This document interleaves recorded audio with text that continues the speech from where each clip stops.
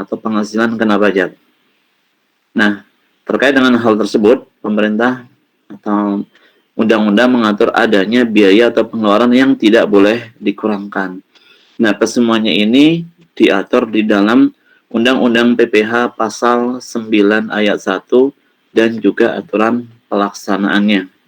Baik itu di peraturan pemerintah, di peraturan Menteri Keuangan, peraturan Direktur Jenderal Pajak, surat edaran, dan juga termasuk surat-surat penegasan di dalamnya. Nah, kesemuanya itu akan menjadi pegangan bagi Fiskus untuk melihat, untuk mengecek apakah terdapat biaya-biaya yang tidak boleh dikurangkan, tetapi dikurangkan oleh wajib pajak. Dan itu sangat intens terjadi, dan kemudian memberikan konflik yang kemudian dari wajib pajak harus membayar pokok pajak termasuk sanksinya. Nah, kalau kita bisa mengetahui dari awal, dan sebagai wajib pajak memang harus bisa, tidak ada kata istilah kalau bisa, sehingga kewajiban bagi wajib pajak untuk memahami benar-benar. Dan apabila hal ini kemudian masih ada keraguan, salah satu langkah solusinya adalah dengan berdiskusi atau meminta fatwa atau meminta penegasan, baik itu datang ke KPP, kemudian berdiskusi secara langsung mengenai biaya-biaya menjadi dispute atau yang masih ada keraguan atau sengketa, atau lebih bagus lagi apabila dari wajib pajak, teman-teman nanti juga lebih enak kalau misalkan ada penegasannya dalam bentuk surat. Jadi dari wajib pajak berkirim surat kepada Direktur Jenderal Pajak untuk menanyakan bagaimana aturan pelaksanaannya di lapangan. Kadang-kadang ketentuan itu sifatnya kan normatif. Nah, di dalam lapangan itu sering terjadi hal-hal yang sifatnya kan kombinasi, sifatnya tidak sesuai dengan kondisi dan situasi yang normal. Oleh karena itu, wajib pajak dalam hal ini, apabila terdapat hal-hal yang masih ada keraguan, sebaiknya saran saya adalah untuk melakukan surat menyurat kepada DJP. Dan ini juga pegangan bagi teman-teman juga, apabila wajib pajak menanyakan secara langsung kepada teman-teman yang nantinya akan duduk di Direktorat Jenderal Pajak, ya sebaiknya untuk memberikan jawaban yang secepatnya.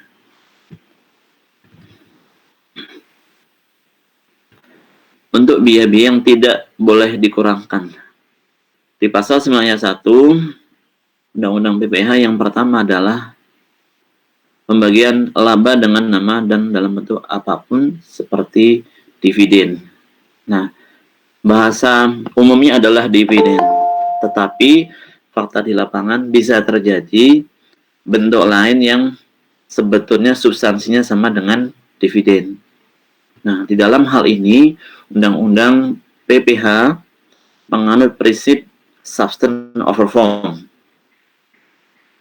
Nah, oleh karena itu, di sini disebutkan adalah pembagian laba dengan nama dan dalam bentuk apapun. Nah, ini adalah salah satu prinsip yang ada kaitannya dengan substance over form. Seperti apa aja yang termasuk dividen? Pertama, dividen itu sendiri. Kedua, termasuk dividen yang dibayarkan oleh perusahaan asuransi kepada pemegang polis. Teman-teman tahu kan ada yang namanya unit link.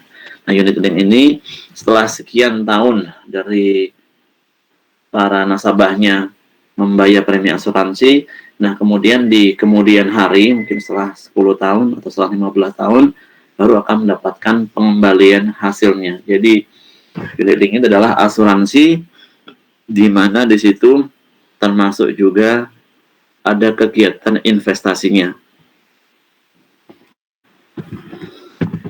Kemudian yang berikutnya adalah pembagian sisa hasil usaha koperasi. Nah, ini kaitannya dengan bagaimana menghitung laba neto untuk koperasi. Makanya disebut di sini ada SHU. Yang B, biaya yang dibebankan atau dikeluarkan untuk kepentingan pribadi pemegang saham, sekutu, atau anggotanya. Nah, pada dasarnya, para pemegang saham ini kan pihak-pihak yang tidak terlibat langsung di dalam operasi perusahaan sehari-hari.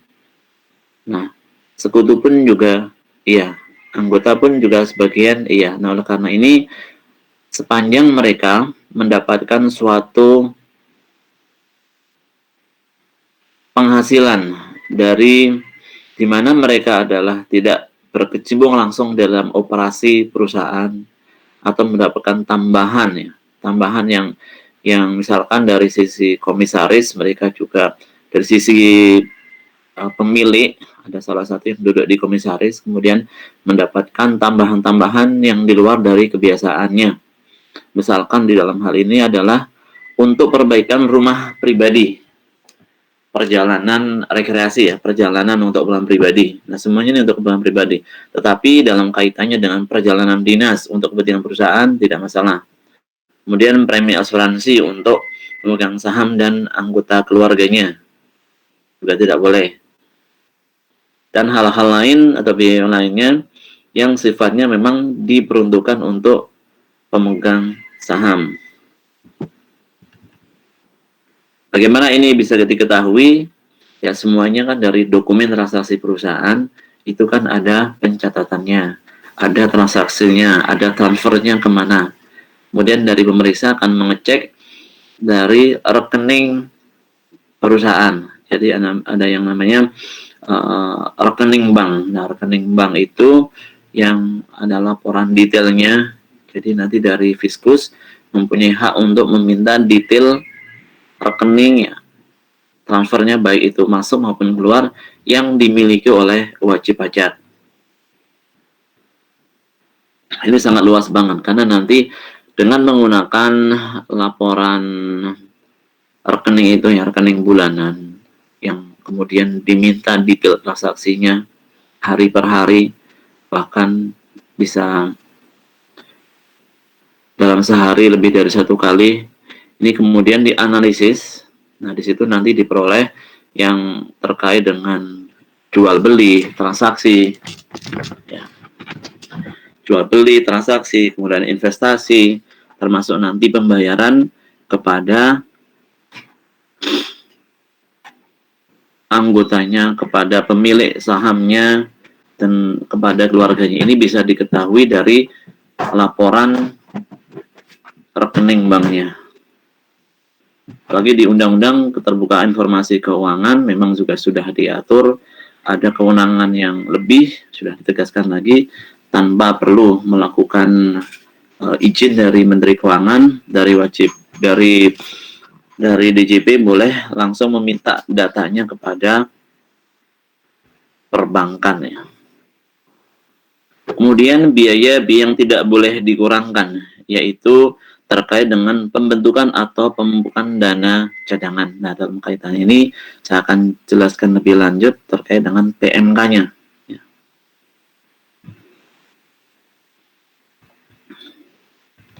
Kita lihat sepintas di sini. Pembentukan atau pemupukan dana cadangan umumnya tidak boleh dikurangkan. Jadi nature-nya adalah atau secara umum bahwa apabila ada dana cadangan, apabila ada alokasi atau ada provisi, nah secara umum hal tersebut tidak boleh dikurangkan dari penghasilan bruto. Kecuali di sini ada memang diatur mengenai pengecualiannya, yaitu di dalam PMK 81 yang diubah terakhir dengan PMK 219 tahun 2012.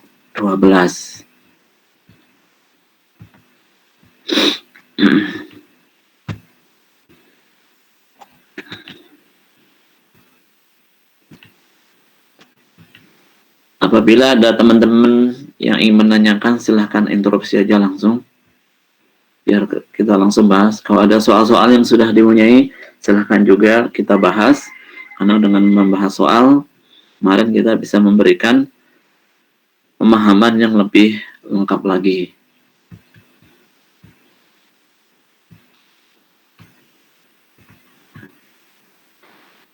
Provisi, alokasi, pembentukan, atau pemupukan dana cadangan yang boleh dikurangkan yaitu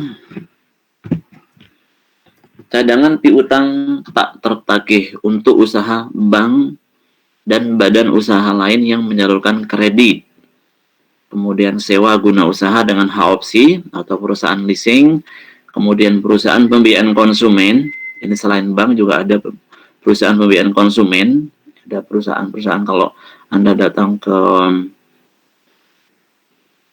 toko-toko elektronik ya, di situ terdapat pembiayaan-pembiayaan yang disediakan oleh pihak ketiga untuk pembelian produk-produk elektronik. Kemudian terkait dengan transaksi anjak piutang atau transaksi factoring. Nah, yaitu suatu transaksi yang terkait dengan jual beli piutang. Nah, biasanya kejadian ini dilatar belakangi oleh wajib pajak yang mempunyai piutang dan mereka mempunyai urgensitas untuk kasnya. Nah, untuk pembiayaan operasionalnya biasanya kemudian mereka menjual piutangnya kepada pihak lain dan pihak lain itu kemudian akan mendapatkan revenue dari piutang yang sudah dialihkan. Sebelumnya sudah saya contohkan, misalkan piutang yang dijual adalah nilainya sesuai dengan catatan 1 miliar, kemudian dijual dengan harga 800 juta.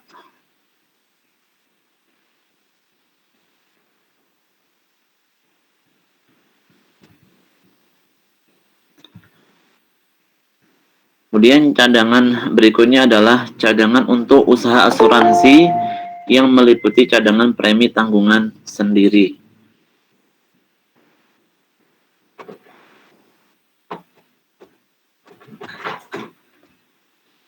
Dan klaim tanggungan sendiri untuk perusahaan asuransi kerugian dan cadangan premi untuk perusahaan asuransi jiwa, termasuk cadangan bantuan sosial yang dibentuk oleh penyelenggara jaminan sosial.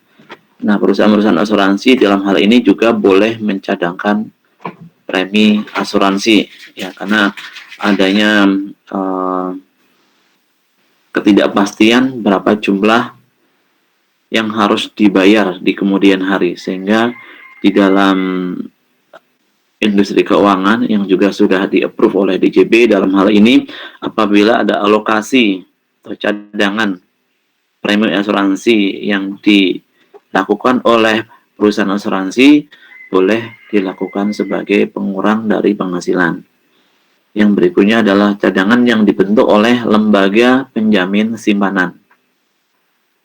Jadi adalah lembaga APS ini suatu institusi yang dibentuk pemerintah yang tujuannya adalah memberikan suatu jaminan kepada nasabah, nilainya setahu saya sih paling tinggi 2 miliar.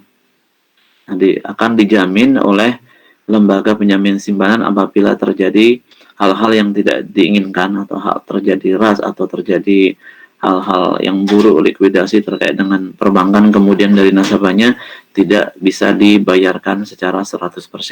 Tapi yang ditanggung jumlahnya paling tinggi sebesar 2 miliar. Kemudian cadangan biaya reklamasi untuk usaha tambang.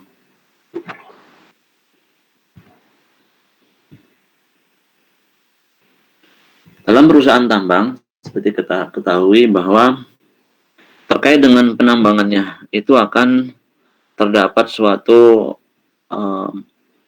sisa-sisa atau bekas-bekas penambangan, di mana di situ kemudian akan menimbulkan efek lingkungan yang tanahnya menjadi tandus atau berbahaya. Nah, kemudian terkait dengan usaha pertambangan ini, pemerintah juga memberikan insentif bahwa biaya tersebut terkait dengan alokasi biaya reklamasi boleh dikurangkan dari biaya.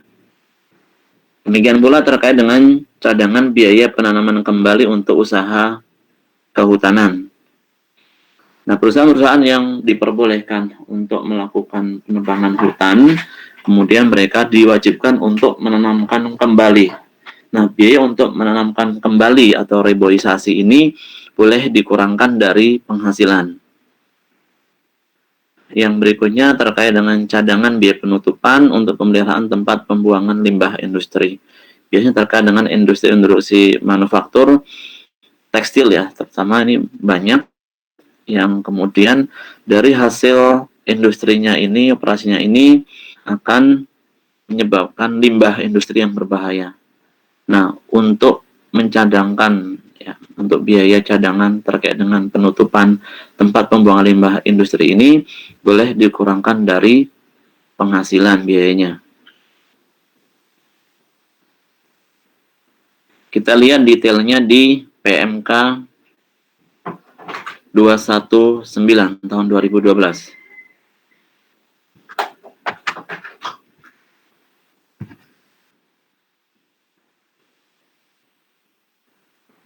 Tadi kita sudah bahas secara umum mengenai cadangan-cadangan mana yang bisa atau yang boleh dikurangkan dari penghasilan.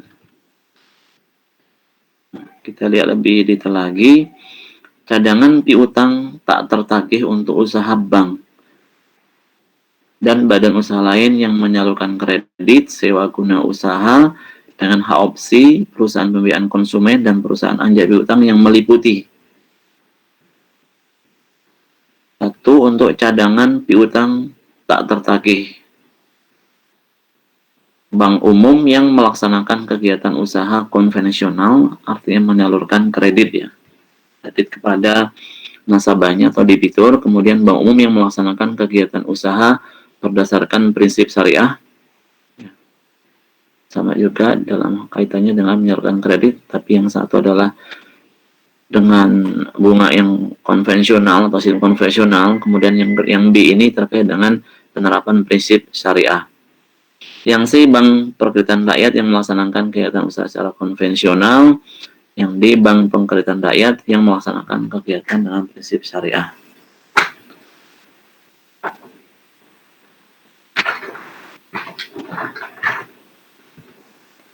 Kemudian cadangan piutang tak tertagih untuk badan usaha lain yang menyalurkan kredit, yaitu badan usaha lain selain bank umum dan bank perkreditan rakyat yang menyalurkan kredit kepada masyarakat. Jadi ada lembaga-lembaga selain bank di mana mereka juga mempunyai kegiatan usaha untuk menyalurkan kreditnya kepada nasabah, kepada anggotanya.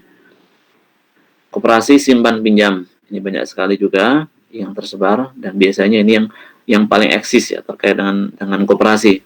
Selebihnya terkait dengan trading secara normal, misalkan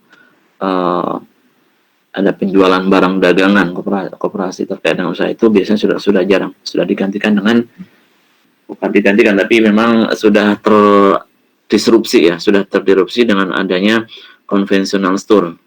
Ya. Ada Alfamart, Indomart dan sebagainya.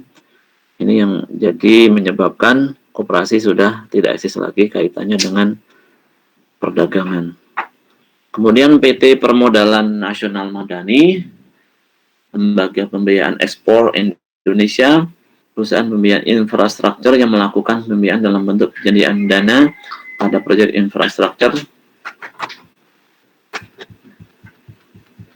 Ini biasanya disebut juga perusahaan modal ventura. Yang E, perusahaan pengelola aset.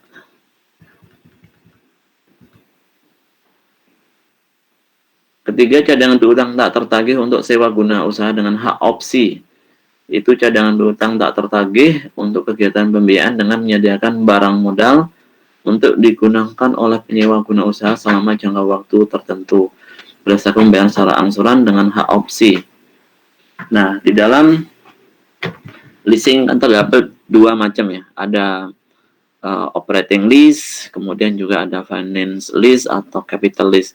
Nah, kaitannya dengan hak opsi ini adalah terkait dengan untuk leasing di mana pada akhir periode lesinya atau yang menyewa ini mempunyai hak untuk opsi melakukan pembelian dari asetnya.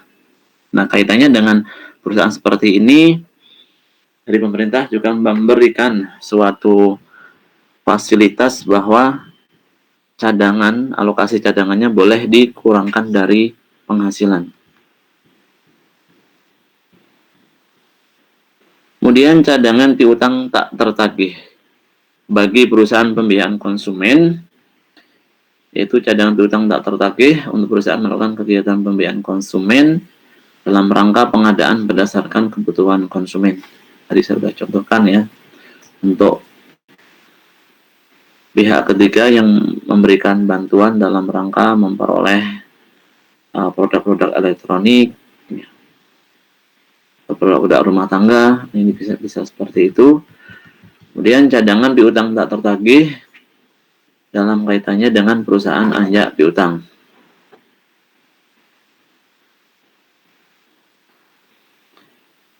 Cadangan piutang tak tertagih untuk perusahaan yang melakukan kegiatan pembiayaan dalam bentuk pembelian piutang dagang. Jadi piutang dagang. Ini yang perlu digarisbawahi adalah hanya piutang dagang jangka pendek. Tidak semua piutang ini boleh dilakukan anjak piutang. Secara bisnis terserah, boleh ya. Tetapi kalau untuk tujuan perpajakan ada pembatasannya, yaitu terkait dengan piutang dagang jangka pendek. Nah, biasanya kalau piutang dagang memang kan sifatnya jangka pendek ya. Karena untuk operasionalnya, kalau jangka panjang biasanya dia pasti masuk ke jangka waktu yang lebih dari 1 tahun.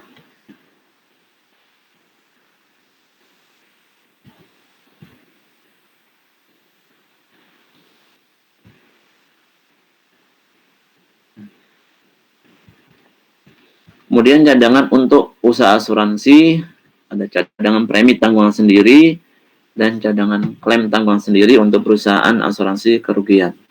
Cadangan premi untuk perusahaan asuransi jiwa.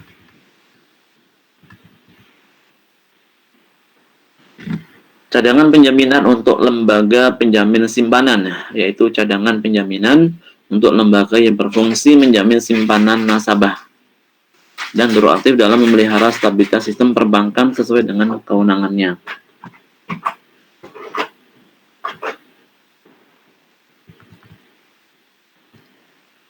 Nah, kita lihat persentase yang boleh dikurangkan.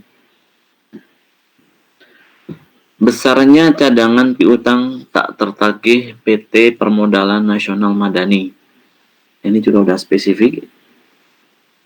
Kaitannya hanya terkait dengan PT Permodalan Nasional Madani sebagaimana dimaksud dalam pasal 1 huruf A, yaitu 2,5% dari piutang yang digolongkan dalam perhatian khusus setelah dikurangi nilai agunan.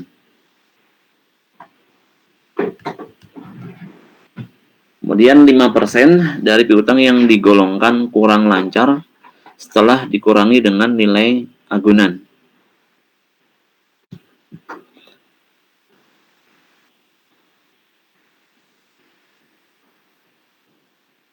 %50 dari piutang yang digolongkan diragukan setelah dikurangi dari nilai agunan. 100% dari piutang yang digolongkan macet setelah dikurangi dengan nilai agunan.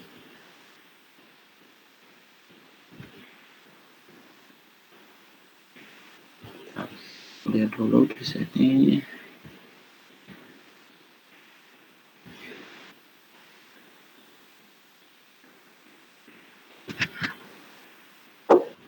Kembali dulu sebentar di PMK.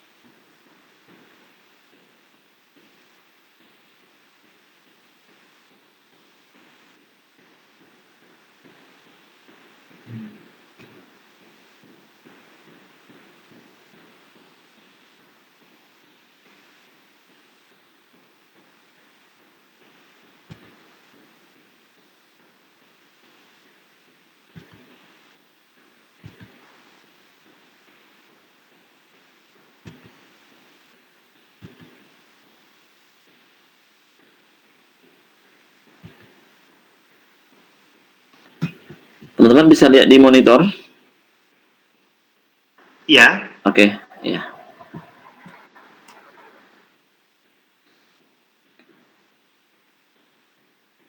Hurufnya cukup jelas dilihat? Ukuran hurufnya? Bisa, kalau bisa diperbesar sedikit boleh, tetapi ini udah cukup kalau di saya. Coba saya besar ini.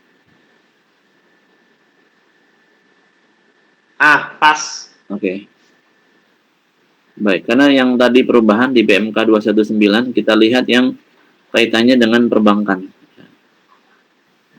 Tadi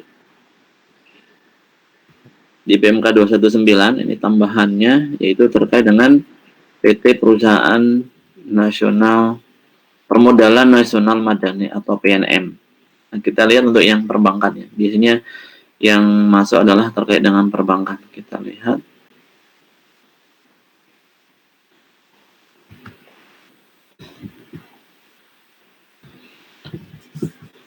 Di pasal 2, besarnya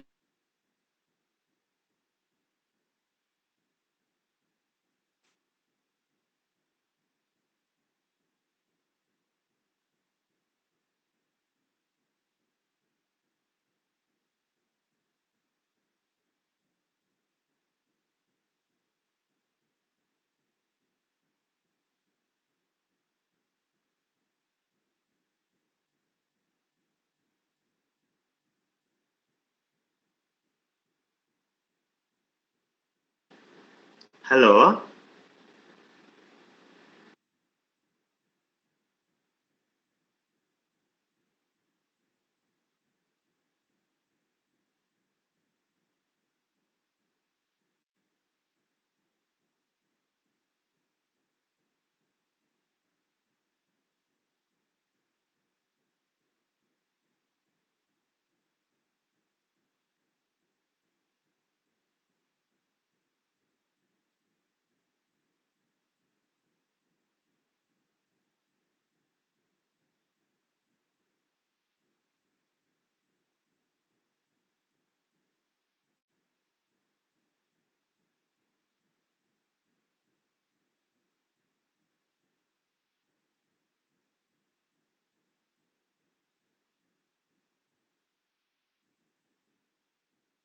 untuk perbankan ya.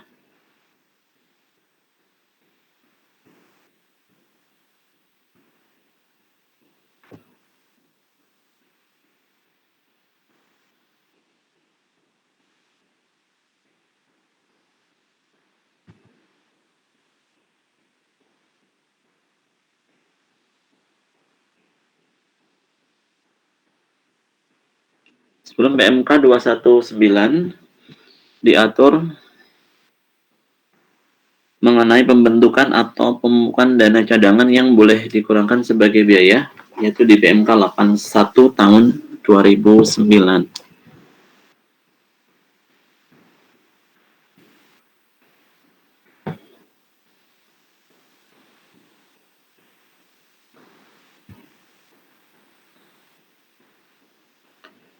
Di pasal 2, besarnya cadangan piutang tak tertagih untuk bank umum yang melaksanakan kegiatan usaha secara konvensional. Nah, ini perlu digarisbawahi secara konvensional.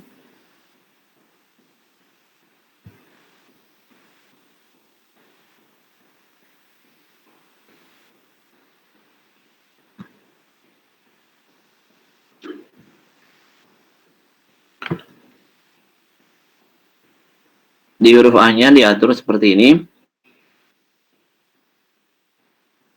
Besarnya cadangan piutang tak tertagih untuk bank umum yang melaksanakan kegiatan usaha konvensional, yaitu 1% dari piutang dengan kualitas yang digolongkan lancar, tidak termasuk sertifikat Bank Indonesia dan surat utang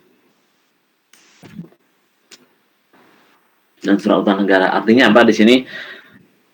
Kalau perbankan mempunyai piutang, nah piutang ini kan tidak hanya kepada nasabahnya saja secara umum dalam rangka kaitannya simpan pinjam.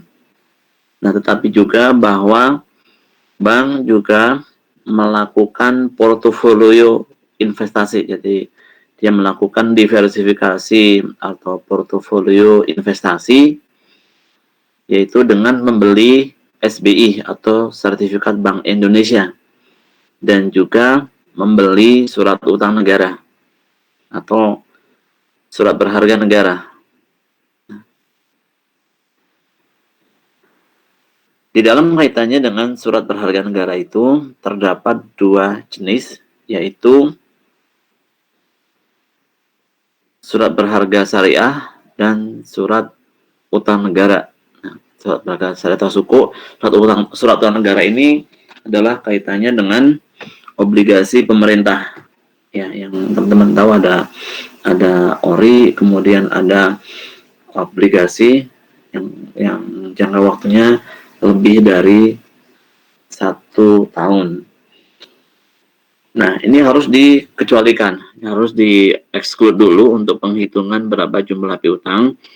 Nah, katakanlah untuk bank, misalkan bank A mempunyai kredit, memberikan kredit kepada nasabah, berarti statusnya di dalam catatan perbankan merupakan piutang kan ya. Nah, kemudian terdapatlah nilai sebesar 100M.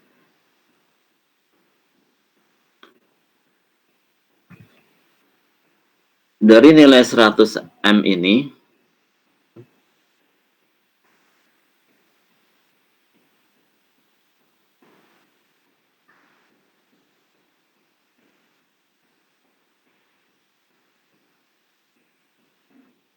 agak berbeda di A dan B-nya. Ya. Oke, kita bandingkan dengan 1% dan 5%-nya. Untuk yang A, 1%, yaitu dari piutang dengan kualitas yang digolongkan lancar, tidak termasuk sertifikat Bank Indonesia dan surat utang negara. Kemudian yang ke B, 5% dari piutang dengan kualitas yang digolongkan dalam perhatian khusus setelah dikurangi dengan nilai agunan. Nah, bedanya antara A dan B. Kemudian B, C, D, dan E. Ini teman-teman bisa lihat di situ. Dari poin B itu ada tulisan nilai agunan. Kemudian yang C juga ada nilai agunan. Yang D juga ada nilai agunan, dan E pun juga ada nilai agunannya. Nah, bagaimana penghitungannya? Ternyata terdapat perbedaan di butir A-nya. B, C, D, dan E pelakuannya sama. Kita lihat yang A, 1% dari piutang dengan kualitas yang digolongkan lancar. Di sini ada yang harus dikeluarkan terlebih dahulu, yaitu tidak termasuk sertifikat Bank Indonesia dan surat utang negara. Nah, kenapa yang sertifikat Bank Indonesia dan surat utang negara ini tidak boleh dicadangkan? Karena kedua jenis investasi tersebut, yaitu sertifikat Bank Indonesia dan surat utang negara ini, merupakan suatu surat berharga yang sangat kecil. Bahkan kalau boleh itu terdapat imposibilitas dari kedua jenis surat utang ini yang kemudian di kemudian hari akan terjadi gagal bayar. Nah, karena yang mengeluarkan BI, BI kalau di Amerika juga sama, merupakan suatu investasi yang tingkat keamanannya itu sangat tinggi. Malah boleh dikatakan dia dibilang mempunyai zero risk investment. Karena gagal bayarnya itu nyaris tidak ada, apalagi di surat utang negara, karena dijamin oleh pemerintah sendiri yang akan dibayar dengan APBN. Nah, bagaimana penghitungannya? Tadi saya sampaikan, misalkan untuk piutang yang digolongkan lancar, terdapat kemungkinan besar adalah 1%. Nah, 1% yang boleh dicadangkan ini berarti dari nilai 100. Jadi 1% dari piutang yang kualitasnya yang digolongkan lancar. Tanpa memperhatikan adanya nilai agunan. Ya. Jadi kalau kita melakukan peminjaman dari bank, nah umumnya kecuali KTA, kredit tanpa agunan, untuk kredit-kredit yang tanpa agunan jelas berarti nggak perlu agunan. Nah ini tidak perlu diperhitungkan agunannya. Jadi yang kondisi A ini apabila terdapat piutang yang lancar, nah kemudian diberikanlah suatu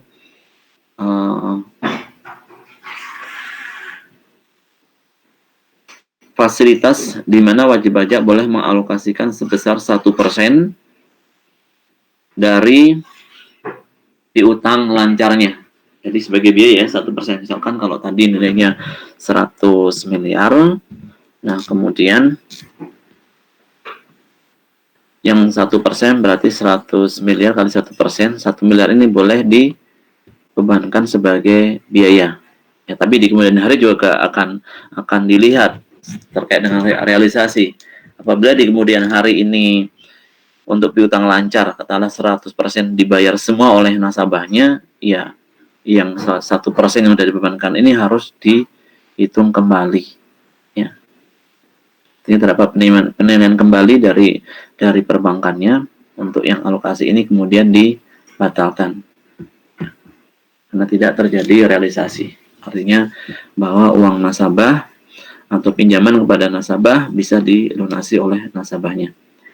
Yang B, 5% dari piutang dengan kualitas yang digolongkan dalam perhatian khusus setelah dikurangi nilai agunannya. Katakanlah dari 100 ya, tadi 100 M, kemudian ada 50 M. 50 M ini nah, 5% dari 5% dari piutang dengan kualitas yang digolongkan dalam perhatian khusus. Bukan yang boleh terlalu besar. Katakanlah 10 M. Nah, 10 M ini terdapat kemungkinan ya 5%-nya kemungkinan bahwa terdapat kemungkinan atau dimasukkan dalam kategori perhatian khusus.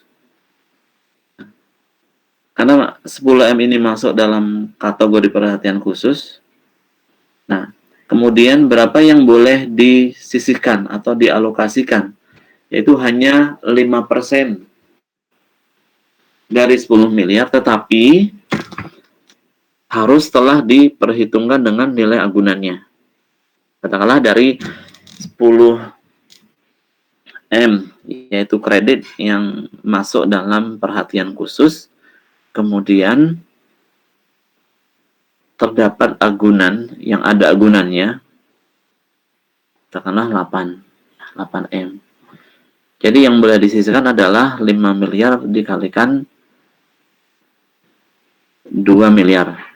Itu.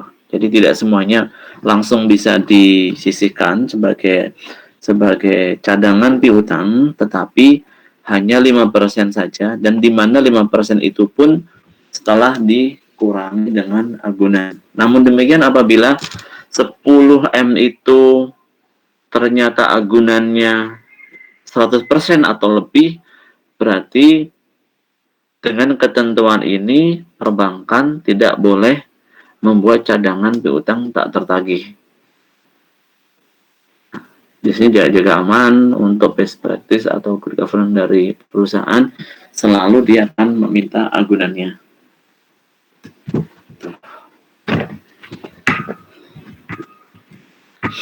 Ada pertanyaan sampai di sini? Bisa dipahami? Yang C, D, dan E sama. Tergantung dia masuk ke dalam perhatian khusus atau kurang lancar, atau diragukan, atau macet bahkan. Tetapi pada prinsipnya untuk menghitungnya adalah bahwa jumlah kredit yang beredar atau yang masih di dalam nasabah kemudian dikurangi dengan nilai agunannya, baru dikalikan dengan persentase besarnya cadangan piutang yang diizinkan. Nah, kemudian dia masuk dalam kategori yang mana? Kalau dia masuk dalam kategori perhatian khusus, berarti besarnya cadangan piutang hanya 5%. Kalau dia masuk dalam kategori kurang lancar, besarnya cadangan piutang tak tertagih 15%. Nah, untuk piutang yang masuk dalam golongan diragukan, pembebanan sebagai cadangan hanya 50%. Kalau dalam kondisi yang paling parah, yaitu macet, di mana wajib pajak boleh mencadangkannya sebesar 100%. Tetapi ingat, semuanya itu setelah dikurangi dengan nilai agunannya. Kecuali yang A. Kalau yang A, yang A tersebut tidak dibatasi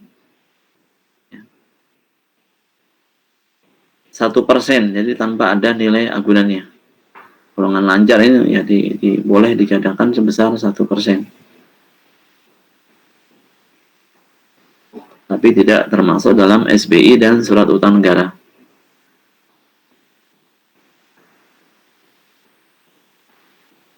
Kemudian cadangannya pun diatur nih ya. Besarnya nilai agunan yang dapat diperhitungkan sebagai pengurang cadangan dimaksud pada ayat 1 paling tinggi adalah yaitu 100% dari nilai agunan yang bersifat liquid. Kemudian besarnya nilai agunan yang dapat diperhitungkan sebagai pengurang pada cadangan sebagaimana dimaksud dalam ayat 1 paling tinggi 75%. Jadi akan dinilai kembali. Kalau cash kan jelas ya. Cadangannya nilai mempunyai cadangan deposito misalkan. Tadi 10 miliar. Kemudian dia punya cadangan cashnya deposito sebesar 8M. Nah itu sisanya berarti yang 2M langsung dikalikan dengan tarif 5%. Kalau dia termasuk dalam kategori kredit yang digolongkan dalam perhatian khusus. Nah, kemudian untuk nilai agunan yang lainnya, berarti selain yang sifatnya liquid atau lancar. Ya. Kalau agunannya berupa tanah dan bangunan, misalkan ya, emas termasuk yang liquid, jadi termasuk yang 100%. Kalau ada, biasanya sih sertifikat tanah atau sertifikat bangunan itu yang diagunkan. Nah, untuk pendanaan agunan itu sebesar 75%. Kalau kita ambil contoh lagi, misalkan yang tadi yang digolongkan dalam perhatian khusus nilainya 10 miliar. Nah, kemudian ternyata dari 10 itu yang diagunkan, jadi yang diagunkan 8 miliar dengan sertifikat tanah dan bangunan. Nah, yang boleh dikurangkan di sini dalam agunannya adalah tidak sepenuhnya dari 8 miliar, tetapi karena dari tanah dan bangunan itu sifatnya tidak liquid, sehingga untuk penghitungan nilai agunannya adalah 8 miliar dikalikan 75%. Berapa tuh? Coba saya cek. 6 miliar. 6 miliar. Jadi 6 miliar yang boleh dikurangkan. Sebentar.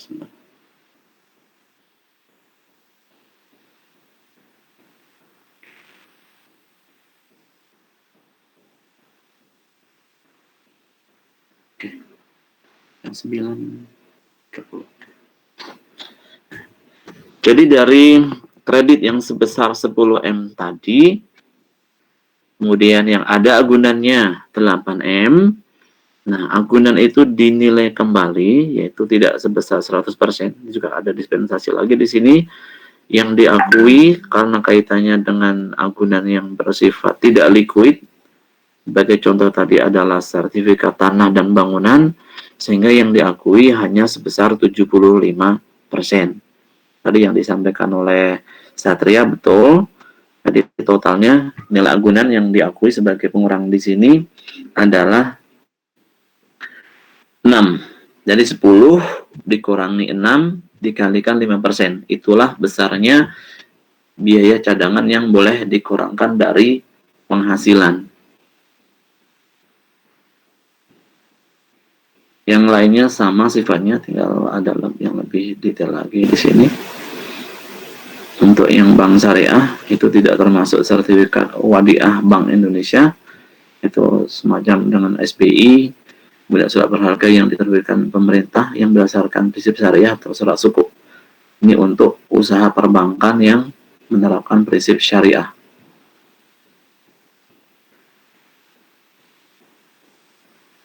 Selebihnya sama 5% dari piutang dengan kualitas yang digolongkan dalam perhatian khusus setelah dikurangi nilai agunan.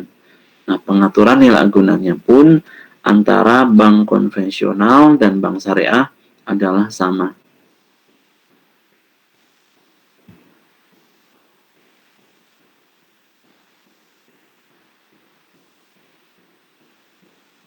Untuk bank BBL lebih detail, paling yang masuk di sini sih seringnya terkait dengan bank konvensional.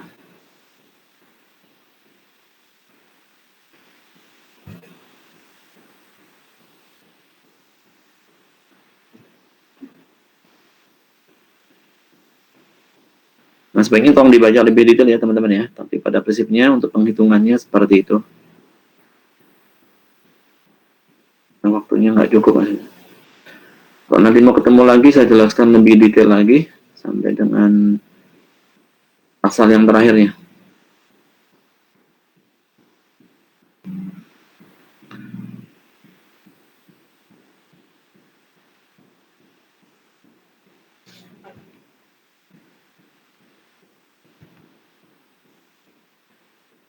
Dari teman-teman ada pertanyaan?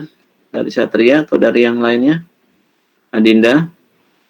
Salsabila?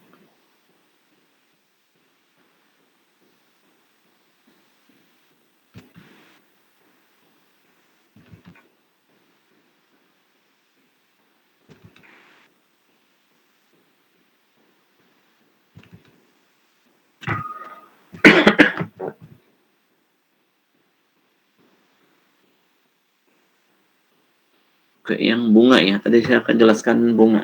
Bunga ini sering muncul juga di dalam soal. Udah nyari PMK-nya tadi, cuma karena ada masalah. Jadi saya restart lagi komputernya.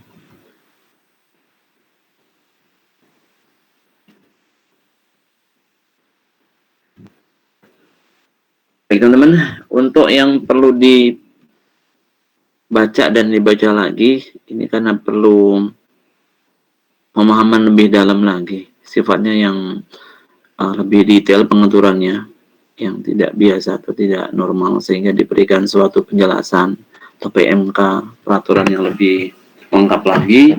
Nah, hal-hal tersebut termasuk dalam biaya dengan perlakuan khusus. Tadi kita udah bahas mengenai biaya cadangan. Sekarang kita membahas mengenai biaya bunga pinjaman jika terdapat penghasilan bunga tabungan. Saya akan perlihatkan SE-nya aja nanti biar lebih mudah untuk dipahami.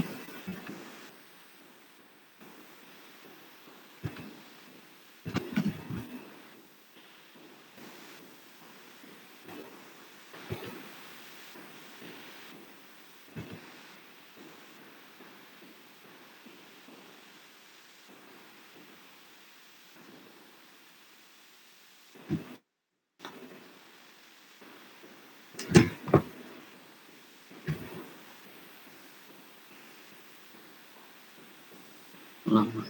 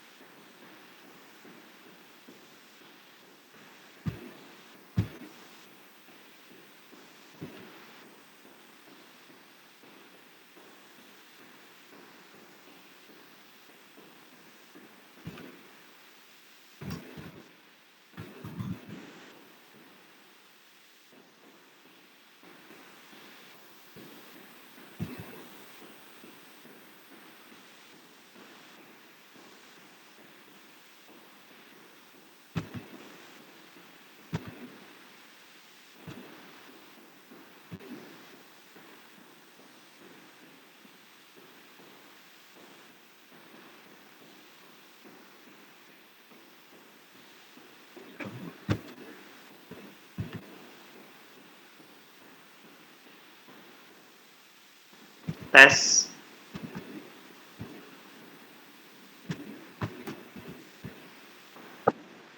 Ya, oke Mas.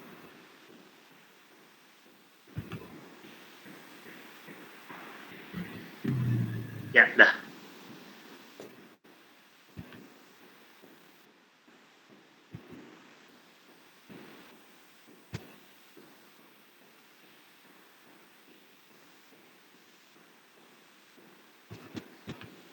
Lama ya.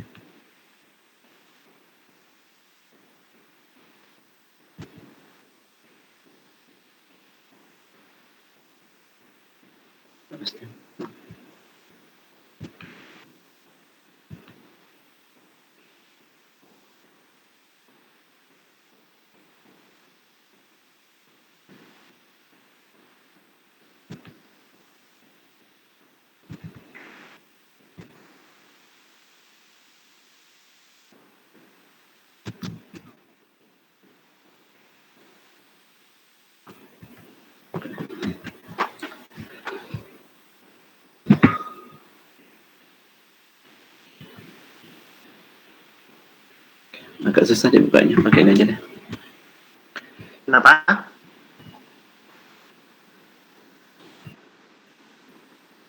Aku lagi buka download file tapi agak susah. Baik, aku pakai yang PDF aja, yang dari modul. Untuk biaya bunga pinjaman jika terdapat penghasilan bunga tabungan atau deposito. Jadi atur lebih lanjut lagi untuk kaitannya dengan biaya ini, yaitu di dalam SE 46 tahun 95.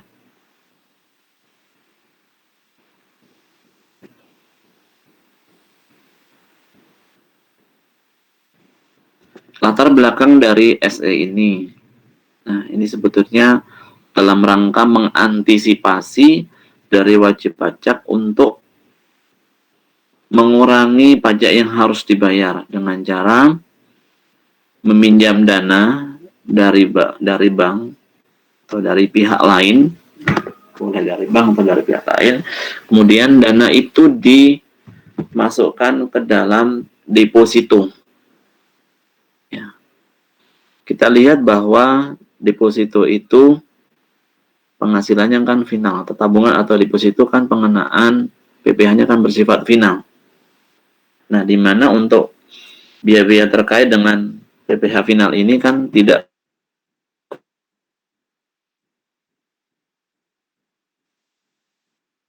diatur di SE 46 ini bagaimana jumlah biaya bunga yang boleh dikurangkan dari penghasilan.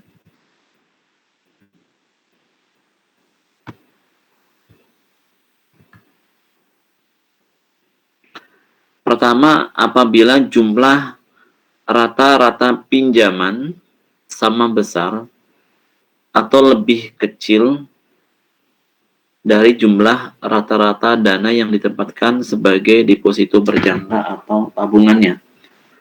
Maka bunga yang dibayar atau terutang atas pinjaman tersebut seluruhnya tidak dapat dibebankan. Jadi bisa digambarkan seperti ini. Saya ambil ilustrasi biar lebih mudah dipahami.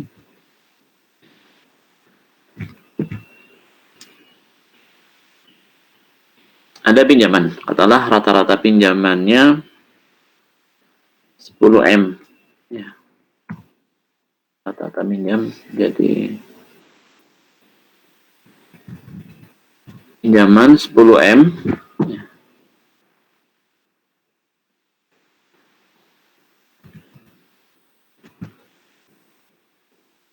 Kemudian dana yang ditempatkan di dalam deposito atau tabungan lainnya sebesar 10M didepositokan.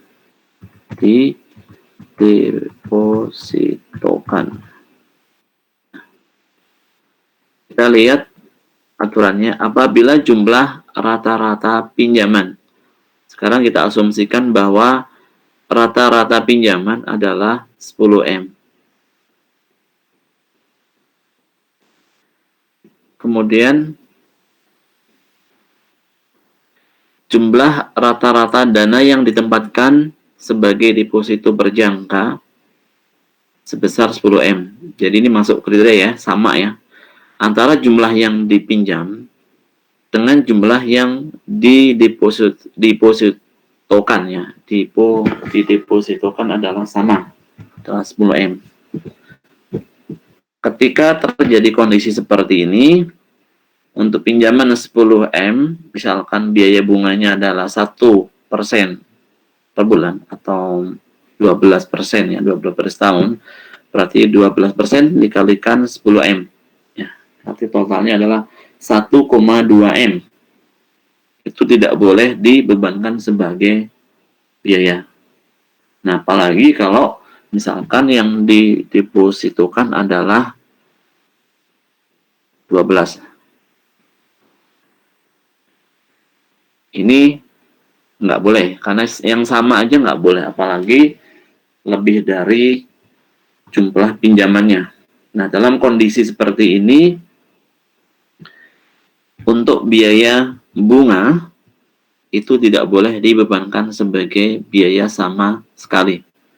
Jadi 1,2M sebagai biaya bunga karena minjam dari pihak ketiga, baik dari perbankan ataupun dari bukan perbankan, bunga tersebut tidak boleh dibebankan sebagai biaya. Nah, bagaimana dengan kondisi yang B? Apabila jumlah rata-rata pinjaman, jadi yang lebih besar adalah pinjamannya. Kita lihat ilustrasinya. Berarti kita anggaplah P aja ya. P-nya pinjaman. Ini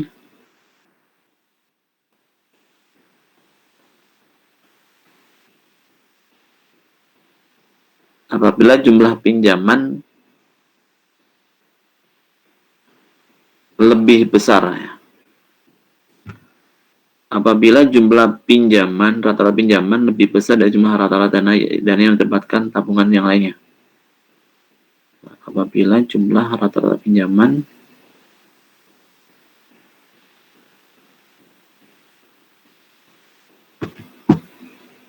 jadi jumlah pinjaman ini lebih besar ya. Lebih besar daripada sebentar. Apabila jumlah rata-rata pinjamannya lebih besar. Apabila jumlah rata-rata pinjaman sama besarnya atau lebih kecil.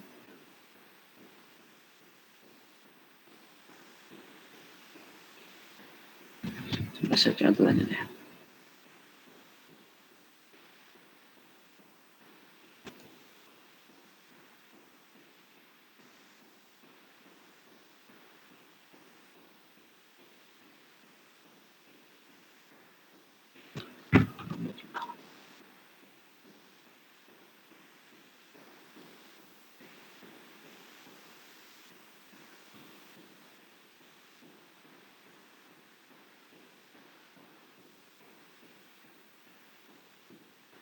Apabila jumlah pinjaman lebih besar.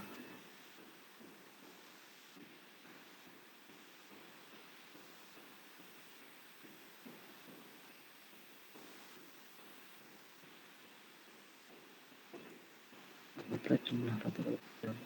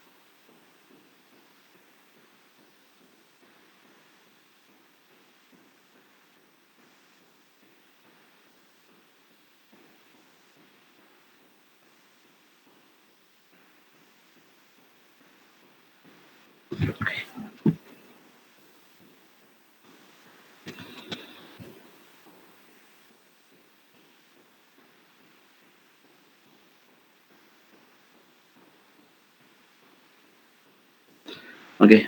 Nah, yang A betul ya. Ilustrasi yang saya gambarkan ya. Apabila jumlah rata-rata pinjaman sama besarnya atau lebih kecil daripada jumlah rata-rata dana yang ditempatkan sebagai deposito berjangka. Oke.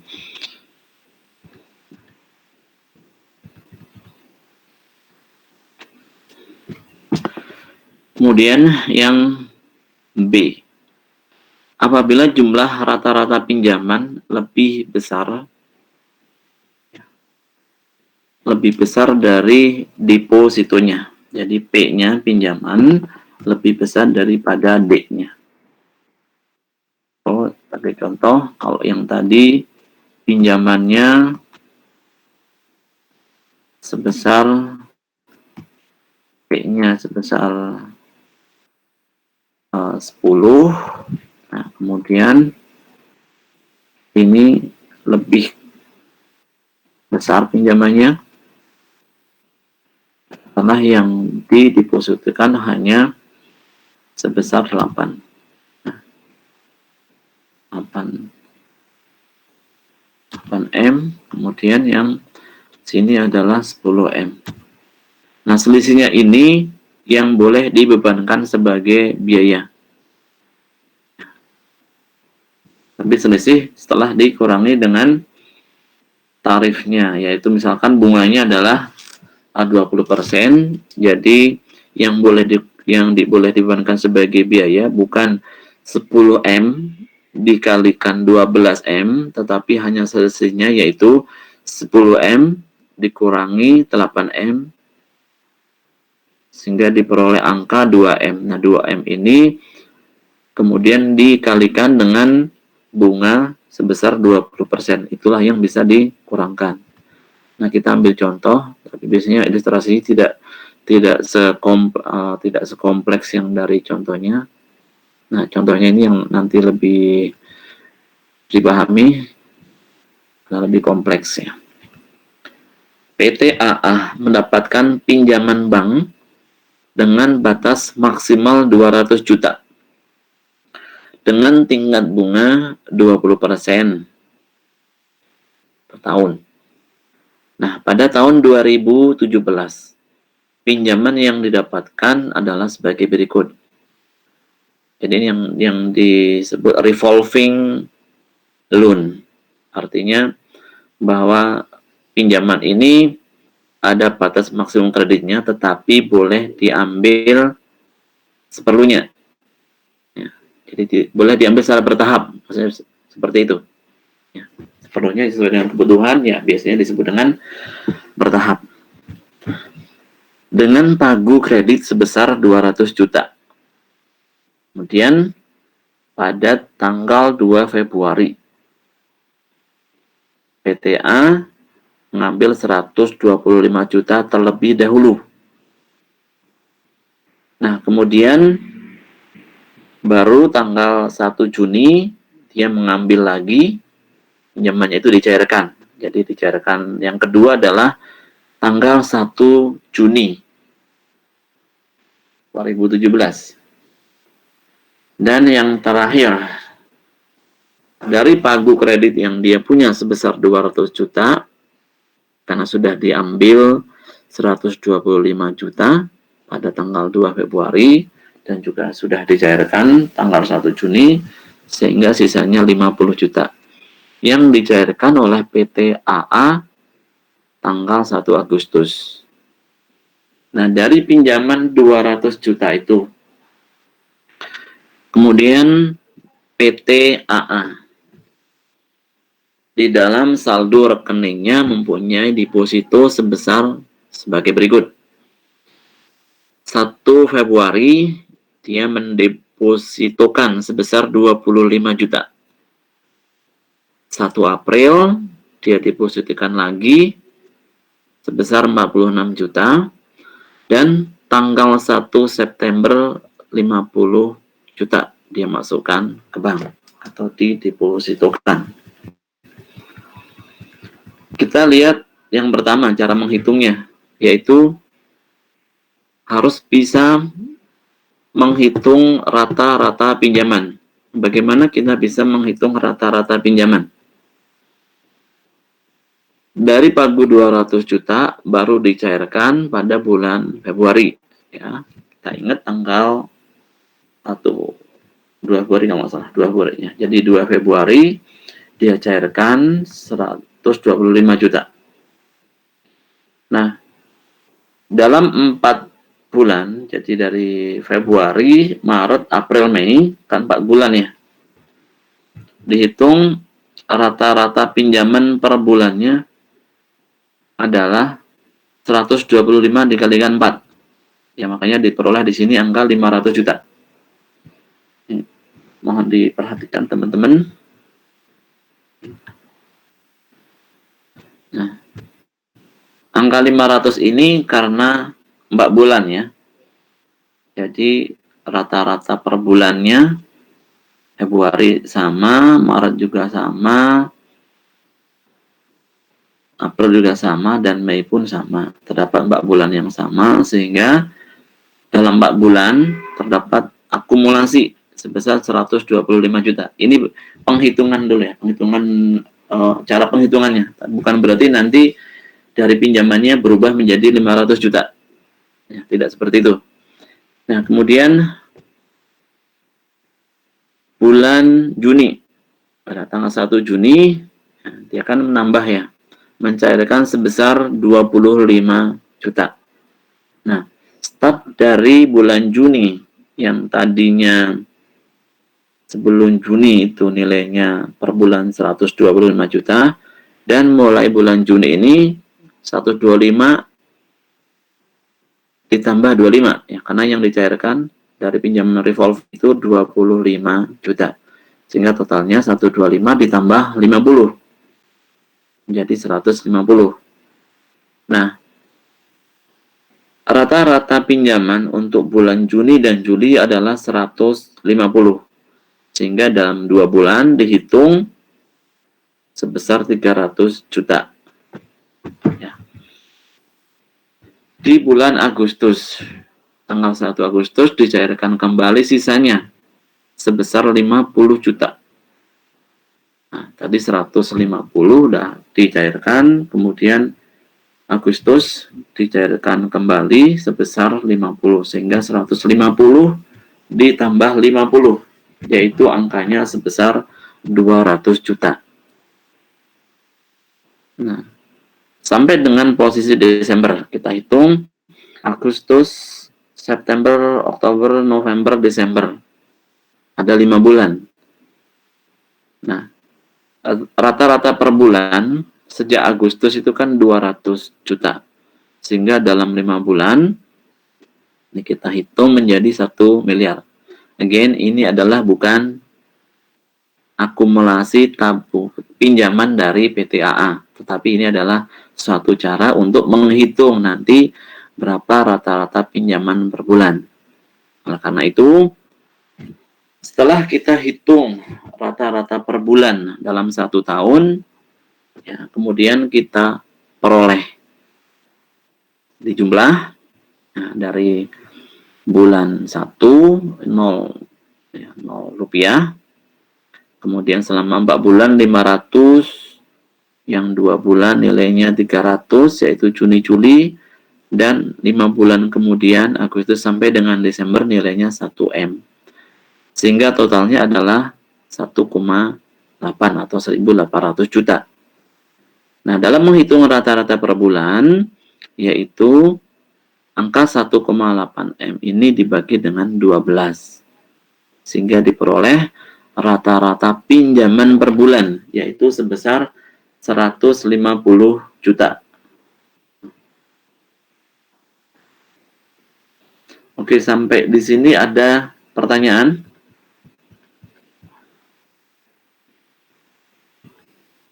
Ya.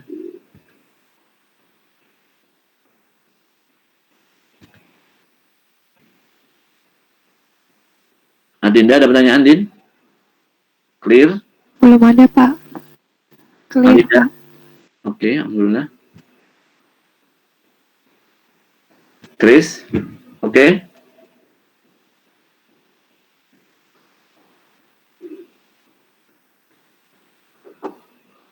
Jose, bisa dipahami, Jos?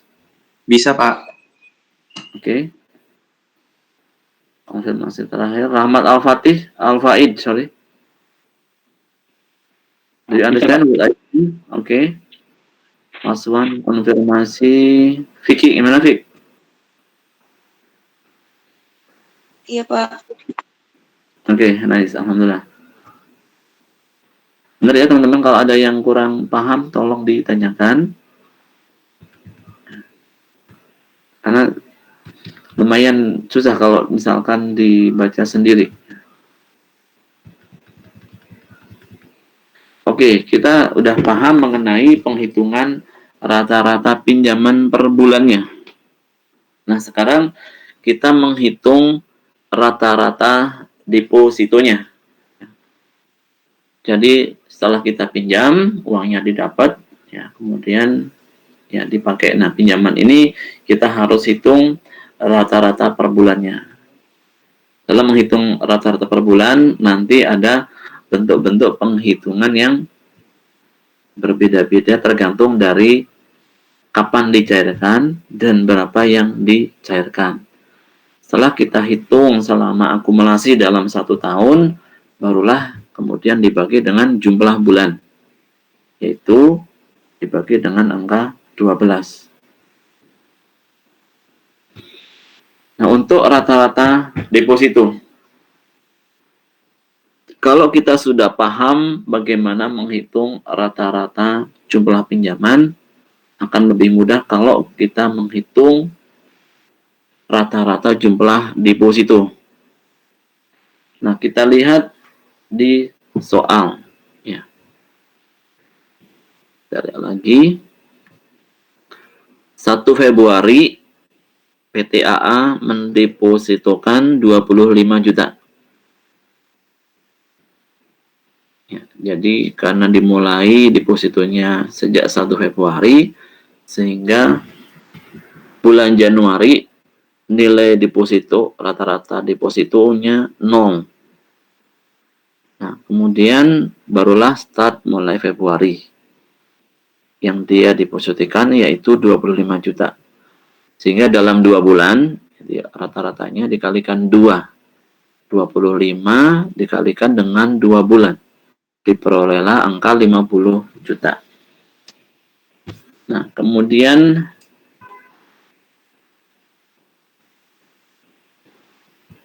kita lihat lagi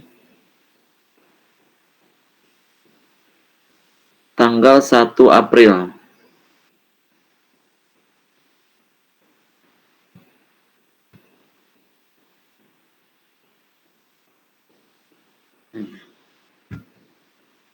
Tanggal 1 April ini agak berbeda teman-teman, tolong dipahami bahwa ini saldo terakhir ya. Jadi 1 April ini merupakan saldo terakhir, bukan penambahan. Beda kasusnya dengan yang sebelumnya. Kalau yang sebelumnya kan ada pagunya 200, kemudian dicairkan secara bertahap, tanggal 2 Februari 125, kemudian dicairkan lagi 1 Juni 25 juta, dan 1 Agustus dicairkan kembali atau pencairan terakhir sebesar 50. Nah, kaitannya dengan deposito. Ini adalah kata-kata saldonya, jadi posisi terakhir. Ya, jadi bukan posisi penambahan yang dari PDA lakukan, kecuali di bulan Februari, karena baru mulai tabungan, menabung yaitu sebesar 25 juta. Yang saya maksudkan di sini adalah start Februari. Ini kan nabung atau mendepositokan sebesar 25 juta. Berjalanlah sampai dengan bulan Maret, saldonya sama. Nah, kemudian di bulan April itu saldonya bertambah menjadi 46 juta. Sehingga bukan 25 juta ditambah 46 juta. Yang kalau kita analogikan sama dengan bagaimana menghitung rata-rata jumlah pinjaman per bulan ya untuk pinjamannya. Ya, teman-teman ya paham di situ ya. Ini adalah posisi saldo. Namun demikian nanti kalau di dalam soalnya yang di sini adalah nambah lagi, ya nanti beda lagi ceritanya. Karena ini bicaranya di soal atau di dalam contoh PMK ini yaitu dengan saldonya, saldo terakhir. Jadi saldo terakhir mulai April itu bertambah menjadi 46 juta. Sehingga 46 juta dikalikan 5 bulan. Bukan dihitung dengan cara 25 ditambah 46 sebesar 71 juta, kemudian dikali 5, bukan. Kalau kita melakukan analogi dengan rata-rata pinjaman, memang seperti itu. Ya, karena ada penambahan.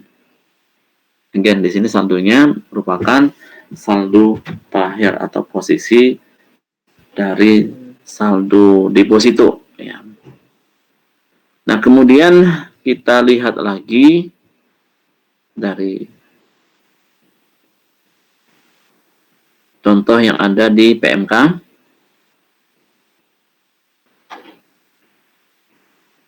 Yaitu mulai 1 September saldonya dari 46 berubah menjadi 50 juta. Ya.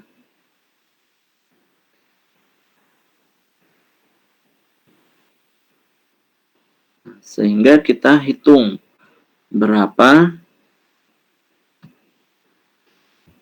jumlah rata-rata deposito untuk 4 bulan kemudian, yaitu mulai September, November, ya, September, Oktober, November, dan Desember. Jadi 4 bulan ya. Sehingga 50 juta dikalikan 4. Again, bukan 46 juta ditambah 50 juta, tapi yang 50 juta itu merupakan saldo terakhirnya. Ya.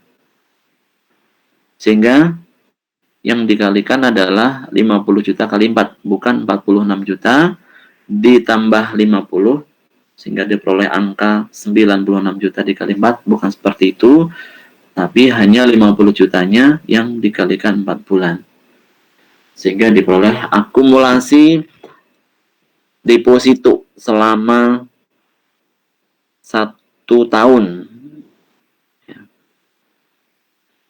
Kita peroleh 480 juta dan rata-rata deposito per bulannya, yaitu dibagi dengan jumlah bulan sebanyak 12, jadi 480 dibagi dengan 12 sama dengan 40 juta. Nah, setelah kita memperoleh rata-rata jumlah pinjaman dan juga rata-rata jumlah deposito, sehingga kita kurangkan satu sama lain.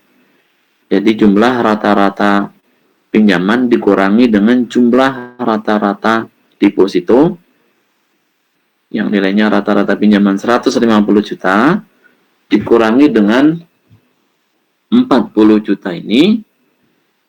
Nah, diperolehlah angka 110 juta. Dan baru kemudian dikalikan dengan bunga 20%. Sehingga beban bunganya adalah yang boleh dikurangkan sebesar 22 juta. Bukan 20% dari 200 ya. Tapi sebesar 150 juta dikurangi dengan 40 juta.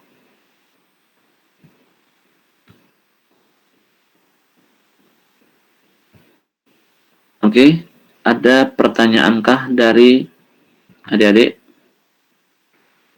Sabrina Ais, ya? Misal kasusnya gini Pak, kalau saya punya suatu pinjaman di suatu bank, misalnya ada Bank Danamon, saya juga punya deposito di sana, terus saya juga punya deposito lain di bank lain. Nah, jumlah deposito saya digabungkan itu masih kecil dari rata-rata pinjaman saya. Nah, itu yang diperhitungkan hanya di Bank Danamon saja atau di bank lain ini juga diperhitungkan? Masuk semuanya, Mas, digabung. Ya, dari kita minjam, misalkan kita minjam dari satu bank, kemudian kita depositokan ke lebih dari satu bank, yaitu untuk penghitungan rata-rata pinjamannya adalah gabungan dari bank semuanya. Kita gitu yang dimaksud, oke? Ada yang lain? Pak, izin bertanya Pak. Silakan, Mas. Beban bunga itu yang nentuin dari bank atau dari peraturan pajak Pak? Ya.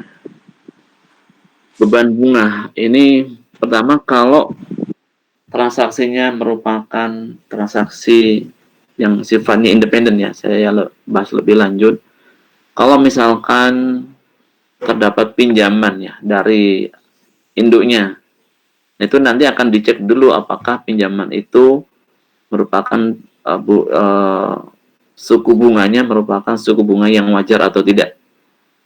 Nah, asumsikanlah bahwa pinjaman ini adalah pinjaman dari pihak ketiga yang mana tidak ada hubungan istimewa atau tidak ada hubungan afiliasi. Jadi PT AA tadi mempunyai pinjaman, melakukan pinjaman kepada Bank BCA misalkan. Nah, kemudian bagaimana penentuannya? Yaitu di dalam Bank Indonesia itu dalam menentukan berapa besarnya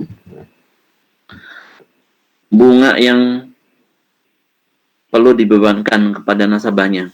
Ada beberapa kriteria dari tujuannya. Apakah untuk tujuan konsumsi, untuk pembiayaan, atau untuk investasi, atau untuk tujuan lainnya. Nah, karena masing-masing itu ada ketentuan dari Bank Indonesia yang namanya ada suku SBDK, suku bunga dasar kredit. Nah, kemudian ditambah lagi dengan biaya operasional dari perbankan. Misalkan suku bunga dasar kredit dari PTA ini memang untuk investasi. Katakanlah SBDK-nya sebesar 6%. Nah, kemudian dari Bank BCA untuk biaya operasional terkait dengan pinjaman ini dihitunglah 3%. Nah, suku bunga 9% inilah yaitu yang berasal dari 6 ditambah 3. Nah, sehingga 9% inilah yang akan menjadi suku bunga pinjaman yang berlaku untuk PTA dan Bank BCA. Karena antara satu PT dengan PT yang lain itu bisa terjadi perbedaan tergantung dari kalau bank kan teman-teman kan ada yang namanya know your customer gitu ya. Nah, know your customer ini kan di situ akan kita lihat dari profil customernya, kemampuan dia membayar. Tidak hanya kemampuan tapi kedisiplinan dia membayar.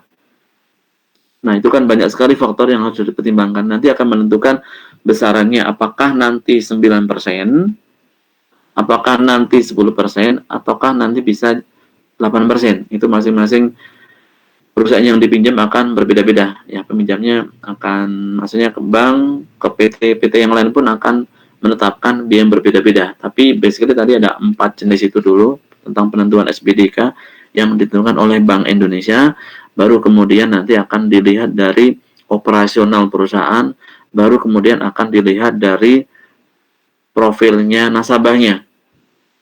Dari profil nasabahnya ini juga nanti agunannya berapa. Kalau agunannya lebih kecil, nah, apakah perusahaan akan memberi pinjaman? Bisa jadi iya, karena ada namanya jaminan yang lain, ada personal garanti juga. Macam-macam untuk penentuan dasar berapa penghitungan suku bunga pinjamannya. Nah, tapi yang menentukan adalah dari bank itu sendiri, Mas. Cuman ada guide-nya dari Bank Indonesia. Bisa dipahami? Bisa, Pak. Terima kasih. Oke, thank you. Ada yang lain? Salsa? Atau Ruth? Sevilla? Di sini karena sering muncul nih. Berarti saya lihat di soal anak saya di UI juga sama, nih muncul. Di STAN juga bisa langganan yang kayak gini. Izin Pak, mau bertanya. Silakan. Berarti itu yang tadi yang persentase bunga tadi itu biasanya kalau di soal itu udah di state ya Pak? Sudah. Udah dikasih tahu gitu. Sudah. Berarti nggak usah kita analisis dan lain-lain gitu Pak? Iya betul. Cuman untuk jangan terjebak nanti untuk yang deposito ya. Deposito bisa jadi nanti ditambah loh. Misalkan bukan saldo terakhir seperti yang dibilang dalam contoh SE46. Ini kan dibilangnya kan saldo terakhir nih. Teman-teman bisa lihat ini. Saldo nih. Saldo ini adalah kata kuncinya. Nah, kalau ini dibilangnya bukan saldo, jadi penambahan misalkan 25 juta pertama didepositikan, kemudian bulan April mulai ditambah 46. Iya, Mbak, silakan. Baik dengan Mbak. Oke, Salsa ya. Iya, ini Pak, maaf saya belum bisa nanya dan mengikuti kelas dengan baik hari ini karena saya lagi ada keperluan Pak di rumah sakit Pak, jadi belum bisa ini. Mohon Oke, maaf sekali ya Pak. Baik Mbak, nggak apa-apa. Saya doakan semoga cepat sembuh, urusannya lancar semuanya Mbak. Ya, saya juga sama kelas sudah mengucapkan cepat sembuh ya untuk siapa yang sakit loh. Iya, ini ibu saya masuk rumah sakit Pak baru kemarin, jadi masih ngurus-ngurus sama mau nganter-nganter periksa ke dokter bagian dalam gitu Pak. Jadi masih ini. Nih, Jadi saya cuma dengerin sekilas-sekilas aja. nih, Nggak apa-apa, ya. terima kasih. Tolong terapkan protokol kesehatan Mbak. Ya semoga kita doakan dari kita semuanya, teman-teman yang di sini, semoga Ibu Salsa bisa diberikan kesembuhan secepatnya, ya diagarkan urusannya semuanya. Amin. Iya. Amin. Terima kasih Pak. Maaf ya Pak sekali lagi Pak. Nggak apa-apa Mbak. Nih, Baik teman-teman, ada lagi pertanyaan dari Sekar barangkali? Sevilla, Tasya?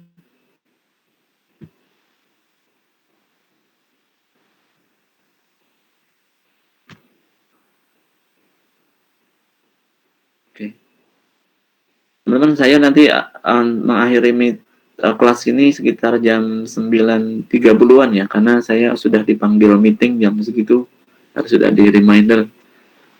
baik Pak. Kalau ada tanya lagi nanti tolong tinggal diinfokan anytime, tapi saya bisa alokasikan biasanya hari Sabtu atau hari Minggu. Jadi mohon dimaklumi, tapi saya dengan senang hati untuk bisa memberikan yang terbaik ya. Kalau mau ada, saya ada waktu seharian, saya nggak apa-apa seharian.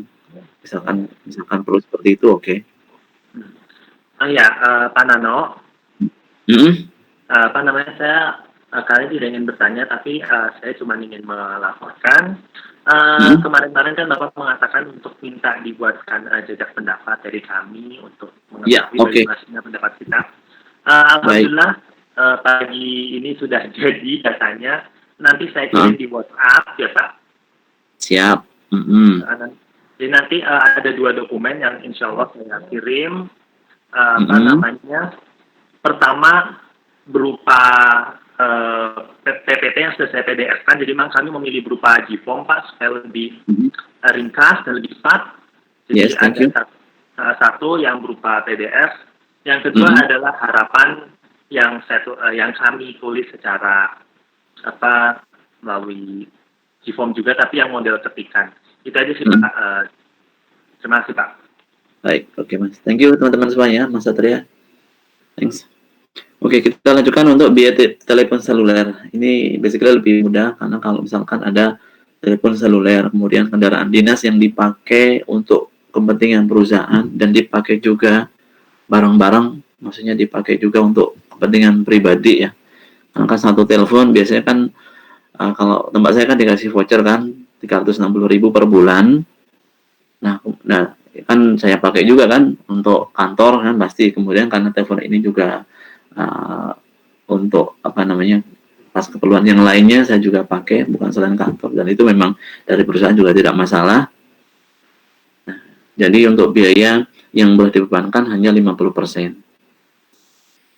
Nah ini sudah diatur di sini 50% untuk kendaraan yang dimiliki kantor, kemudian dipakai buat wirawiri dari rumah ke kantor. Nah, biasanya kan kalau udah sampai rumah kan juga dipakai untuk keperluan yang lainnya juga. Nah, ini dari ketentuan yang boleh dibebankan sebesar 50%. Untuk kendaraan operasional terkait dengan antar jemput karyawan boleh dibebankan sebesar 100% atau seluruhnya. Nah, yang perlu diketahui juga, ini sering muncul di dalam soal, yaitu biaya promosi atau entertainment. Semuanya boleh dibebankan sepanjang. Nah, sepanjangnya itu berarti asalkan kan gitu, ada syarat-syarat based on term and condition ya. Certain terms and condition kan gitu. Nah, sepanjang semuanya itu dimasukkan di dalam daftar nominatif. Nah, daftar nominatif itu saya tadi udah ambil contoh sebentar. Ke-close semuanya, jadi saya agak repot dan internetnya hari ini nggak terlalu bagus.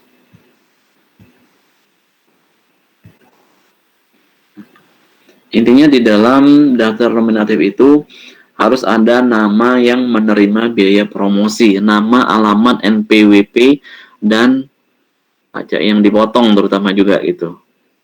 Sepanjang informasinya itu ada, itu boleh dibebankan sebagai biaya. Tetapi kalau tidak ada daftar nominatifnya atau yang ada daftar nominatifnya adalah 60%, maka dari biaya yang sebesar 100% yang boleh dibebankan hanya 60%.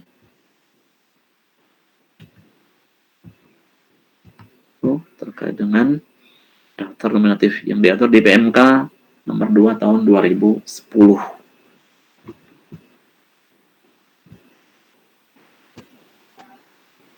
Untuk PBB teman-teman boleh. Nah, PBHTB juga boleh, cuman ada perbedaannya. Untuk PBB karena sifatnya kan PBB itu pembayaran rutin yang dilakukan oleh orang ya, orang atau wajib pajak yang mempunyai tanah dan bangunan kan gitu ya. Atau untuk PBB itu tidak harus pihak yang mempunyai tanah dan bangunan, yang menyewa misalkan, yang memakai itu boleh menjadi pembayar PBB. Jadi tergantung nanti siapa yang berkewajiban membayar berdasarkan kontraknya. Tapi kita asumsikan agar lebih mudah, biasanya PBB dibayar oleh pemiliknya, pemilik atas tanah dan bangunan. Kan PBB itu pajak bumi dan bangunan.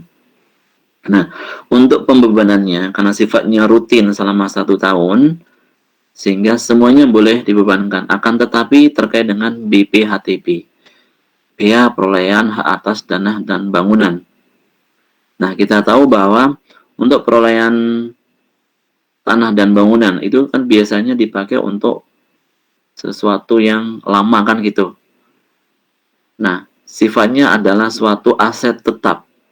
Again, terkait dengan aset tetap, baik itu sifatnya yang tangible asset maupun yang sifatnya intangible asset, itu kan harus disusutkan atau diamortisasi.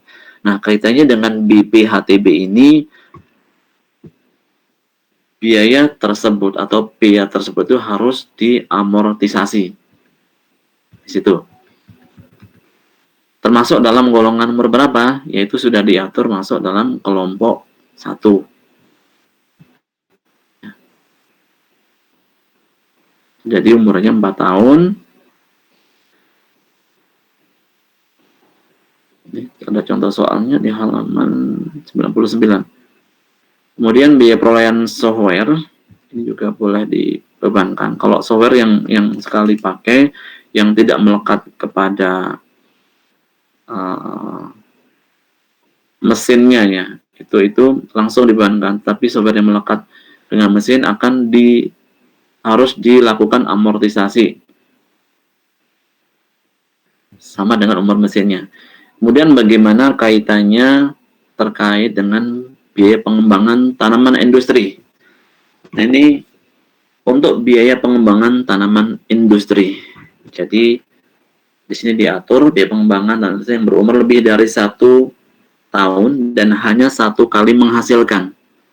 Jadi biaya yang dikeluarkan misalkan terkait dengan pemupukan, perawatan, itu semuanya harus dikapitalisasi dan nanti pada saat penjualan akan diperhitungkan sebagai pengurang ya. Situ. Yang disebut di sini biaya pengembangan adalah seluruh pengeluaran yang terkait dengan tanaman industri termasuk pembelian bibit, pemeliharaan, pembesaran tanaman sampai jual. Bagaimana dengan tanaman yang lebih dari 1 tahun? Contohnya adalah sawit. Biasanya sudah berbuah setelah tahun keempat. Dan umur ekonomisnya sampai umur 20 tahun. Jadi pada tahun keempat berarti disusutkan sesuai dengan ketentuan yang nanti masuk kelompok 8 tahun atau 16 tahun tergantung dari umur ekonomisnya. Kalau biasanya umur ekonomisnya 16 tahun disesuaikan jadi masuk kelompok 3. Nah, inilah nanti yang biaya pengembangan ini akan diamortisasi selama 16 tahun. Dan apabila terkait dengan peternakan. Nah, ternak ini kan biasanya dijual sekali ya, atau ternak tergantung ternaknya. Ternaknya nanti apakah ternak yang nanti misalkan kalau sapi jantan kan sekali ya. Maksudnya tujuannya sekali perawatan kemudian dijual, atau peternakan yang nanti menghasilkan peranakan sapi lagi. Itu akan beda-beda perlakuannya.